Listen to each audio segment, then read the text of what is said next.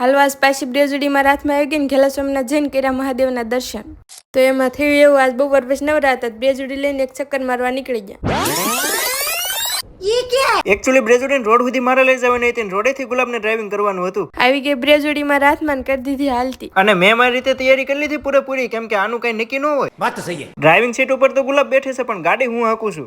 ઉભા રોડે સીધા હાલ્યા ને એટલે પગી ગયા સોમનાથ ને. હાલો મહાદેવના દર્શન કરાવું. હાલો અમે મહાદેવના દર્શન કરી લીધા ને હવે તમે કરી લો ને કોમેન્ટમાં બધા હર હર મહાદેવ લખી નાખજો.